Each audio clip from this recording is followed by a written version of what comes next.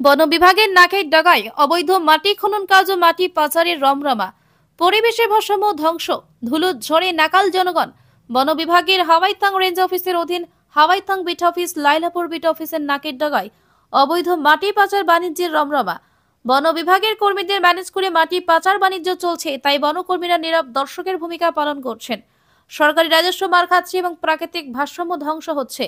Hawaitang range forest কার্যালয়ের অধীন ফ্রেঞ্চনগর, চান্নিঘাট, কুড়িছড়া এলাকায় অবৈধভাবে মাটি খনন কার্য চলছে এবং মাটি পাচার বাণিজ্য চলছে। দিনে রাতে জেসিবি ও ডাম্পার গাড়ি দিয়ে অবৈধ মাটি পাচারে সক্রিয় রয়েছেন কিছু সংখ্যক ব্যবসায়ীরা। চান্নিঘাট ও লাইলাপুরে ব্যাঙের ছাতার মতো গজিয়ে ওঠা ইট ভাটায় মাটি পাচার চলছে। কৃষিভূমি ফিশারিতে পরিণত হচ্ছে।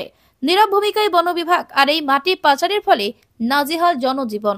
রাস্তায় ধুলোর ঝড়ে নাকাল হচ্ছেন মানুষ। ধুলোর প্রকোপে স্থানীয় দোকানপাট, বাড়িঘর সহ রাস্তাঘাটে চলাচল করতে পারছেন না মানুষ। শুধু পাট্টার জমি থেকে নয়, সংরক্ষিত ফরেস্ট ভূমি থেকেও মাটি পাচার বাণিজ্য অবাধে চলছে, যাহা মোটেই আইনসম্মত নয়। এছাড়া মাটি পাচারে ব্যবহৃত গাড়িগুলোকে একাংশের পিছনের ডালা নেই, এতে দুর্ঘটনার আশঙ্কা প্রবল।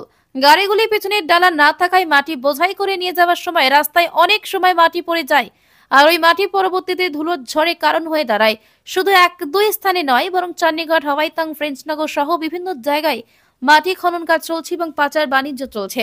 বুধবার এই বিষয়ে কথা বলতে বন বিভাগের হাওয়াইতাং বিট অফিসে গিয়ে পৌঁছালে কোনো একজন কর্মী পাওয়া যায়নি। ওই যে জল দেও মাটি নেও দুলা গরো ঠিকা যায় না, বুঝছো নি, তারা কথা শুনে না। এরপরে ওই পঞ্চায়েতে নেয়, পঞ্চায়েতের ফোন নাম্বারও দেয় না।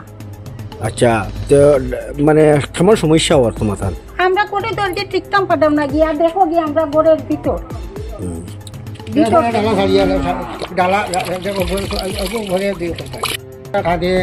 দিন রাত মাটি টাকি তারা কত ঝগড়া হয়। আইলি দুইবার ঝগড়া গেছে, আমি করছি, ও অজিতর বইও করছে দুইবার।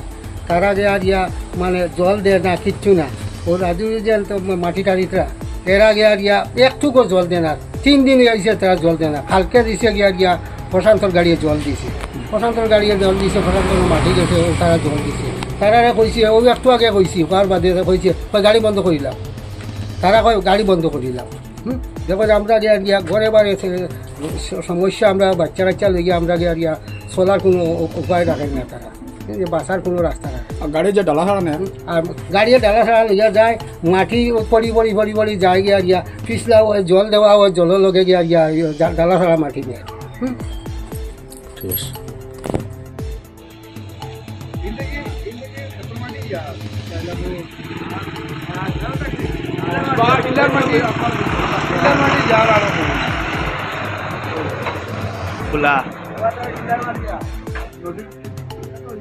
মানে বিষয়টা কোনটা বুঝছি না, মানে কিটা মাটি যার আর আর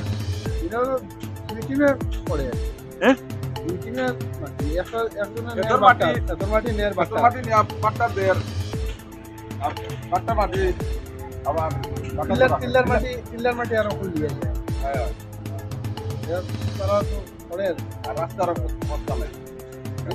মানুষ আসতে পারে।